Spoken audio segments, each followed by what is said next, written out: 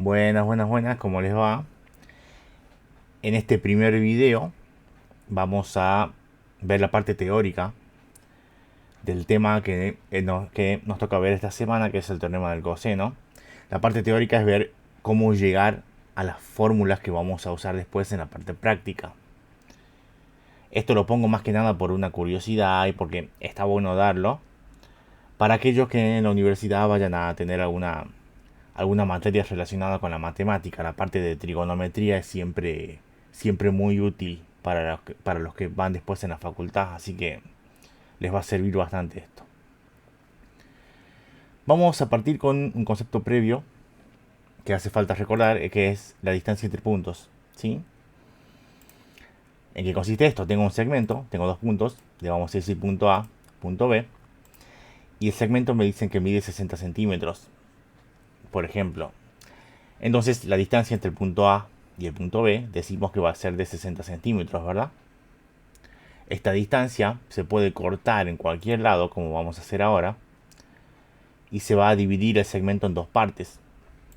Por ejemplo, si pongo un punto C acá, de manera que esta parte que está acá es 20 centímetros y esta parte que está acá es 40, las distancias entre estos puntos, la distancia entre A y C va a ser 20, la distancia entre C y B va a ser 40, pero el total de todo el segmento va a seguir siendo 60, ¿verdad? Porque es la suma entre 20 y 40, ¿verdad? ¿Qué pasa en el caso de que uno no sepa uno de estos números? Decimos que la distancia entre C y B es 40, pero la distancia entre A y C yo no sé cuánto vale. Pero yo sé que el total, la distancia total sería de 60. ¿Cómo hago para calcular este numerito que está acá? Bueno, si el total es 60, entonces yo puedo decir que x más 40 me da 60, ¿verdad? Si sumo estos dos, me da el total.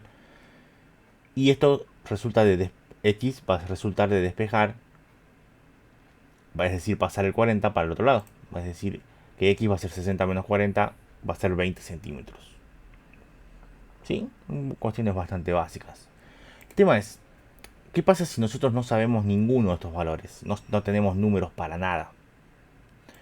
Es decir, sabemos que este segmento mide c. O sea, la distancia entre A y B es un número c que no sé cuánto vale.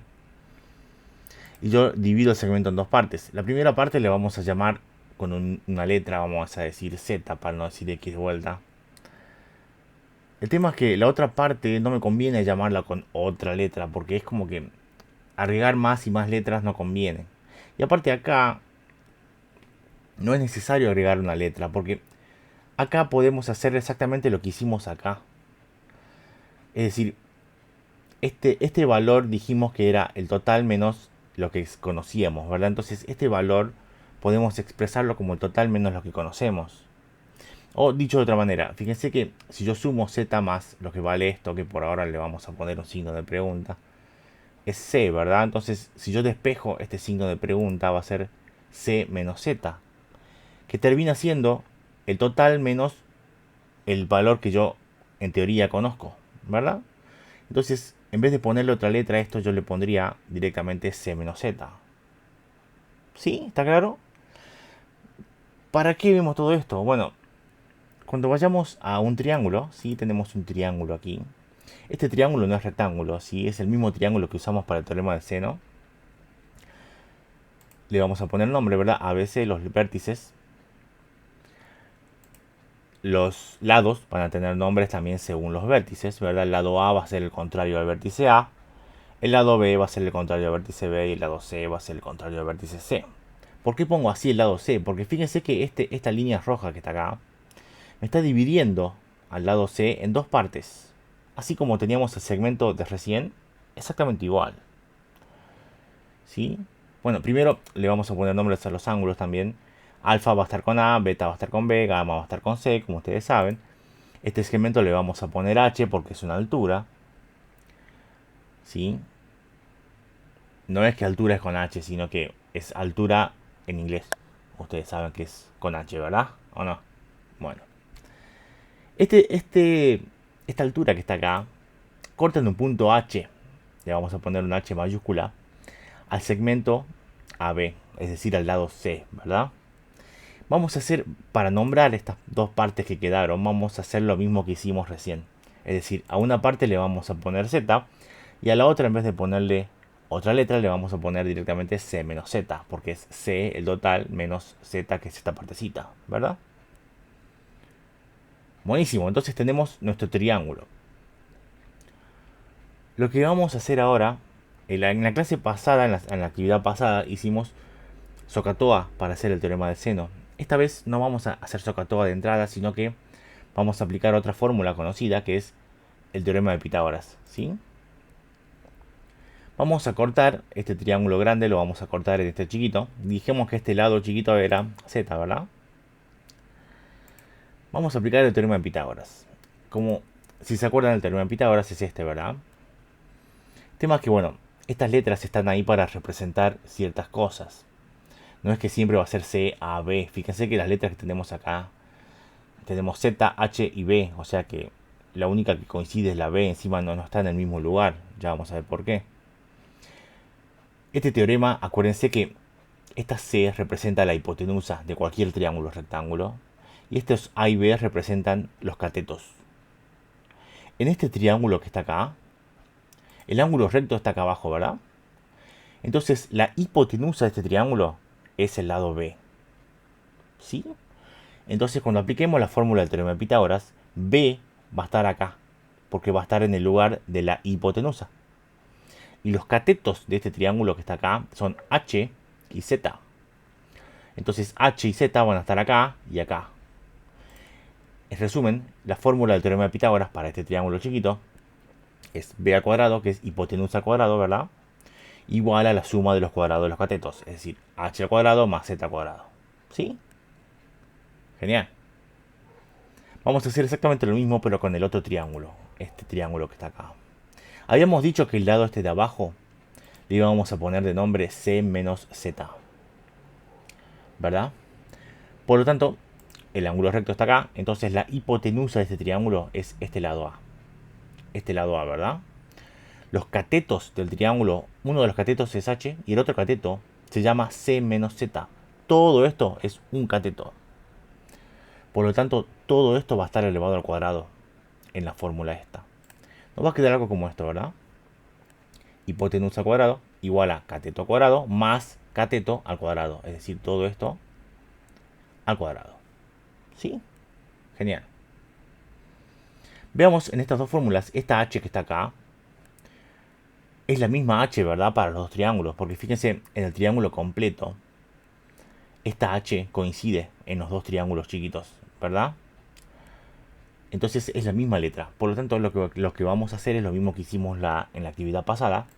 Vamos a hacer el método de igualación. Vamos a igualar. Es decir, vamos a despejar esta h cuadrado de ambas ecuaciones y vamos a igualar lo que resulte de ahí. ¿Sí?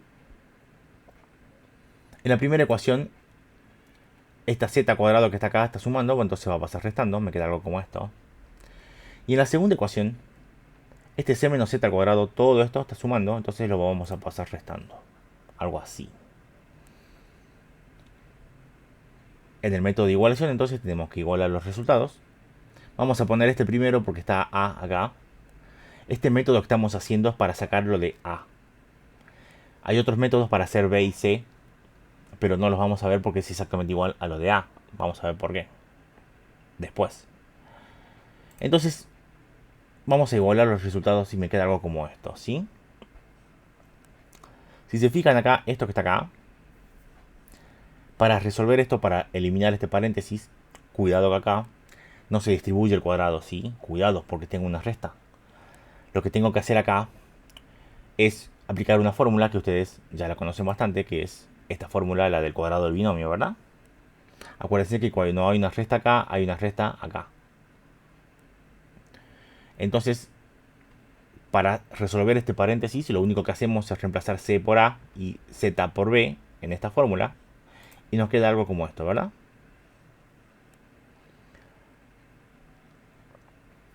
Este signo menos que está acá, lo único que va a hacer en este paréntesis es cambiarle signo a todo lo que está dentro. ¿Sí? Es como que vamos a distribuir este menos para cada uno de los términos. Y lo único que va a hacer es cambiar el signo. Es decir, este C que está acá está positivo, entonces va a pasar a ser negativo. Todo esto está negativo, entonces va a pasar a ser positivo. Y todo esto estaba positivo, va a pasar a ser negativo. ¿Sí? ¿Me siguen hasta ahí? Este menos z cuadrado y este menos z cuadrado que están acá. Fíjense que si yo esto que está acá lo paso para el otro lado, va a pasar sumando, ¿verdad? Entonces va a pasar como pasaba en las ecuaciones fraccionarias, ¿se acuerdan cuando tenían los x cuadrados que se eliminaban? Va a pasar exactamente lo mismo. Este z cuadrado con este z cuadrado se van a eliminar, porque son exactamente iguales. Y si paso este para acá, van a quedar con signos distintos, se hace cero, se eliminan completamente. Genial.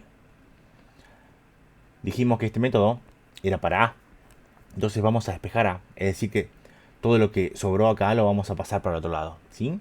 Este menos c cuadrado que está acá lo vamos a pasar sumando. Y este más 2 por c por z lo vamos a pasar restando. Me queda algo como esto. ¿Sí? Buenísimo. Ahora ustedes se preguntarán en dónde entran las razones trigonométricas en todo este procedimiento. Hasta ahora no hicimos nada. Hicimos con teorema de Pitágoras nomás. El tema es, esta z que está acá me está molestando. Porque la idea es poder resolver cualquier problema con el teorema del coseno sin necesidad de hacer esta z que está acá. Es decir, con los datos originales, con a, b, c y con alfa, beta y gamma, como hacíamos con el teorema del seno, ¿verdad? Entonces, esta z que está acá es necesario transformarla. Vamos a ver cómo lo vamos a hacer. Tenemos esta formulita, esta z que está acá la vamos a transformar. ¿Cómo? Si se fijarán, volví al triángulo chiquito, el que tenía la z sola. ¿Sí? Por eso hacemos este triángulo y no el otro, porque el otro tenía c menos z. No me interesa esta z sola. Acá vamos a aplicar SOHCAHTOA. ¿Para qué vamos a aplicar SOHCAHTOA? Yo esta z que está acá yo la quiero expresar en base a los lados originales, es decir, A, B, C o alfa, beta y gamma. Vamos a aplicar una de estas fórmulas, ¿sí? Para que z esté expresada en base a esas letras. Vamos a ver, tengo este ángulo que está acá, ¿verdad? Este ángulo alfa. Este ángulo no va a contar porque está cortado. Tengo este ángulo que está acá, ¿verdad? Sabemos que B es la hipotenusa, H y Z son los catetos. ¿Qué pasa si hago seno de alfa? Seno de alfa es opuesto sobre hipotenusa, es decir, opuesto sobre hipotenusa sería H sobre B. Ni siquiera estoy usando Z, o sea que no me interesa seno de alfa. Quiero algo que use Z.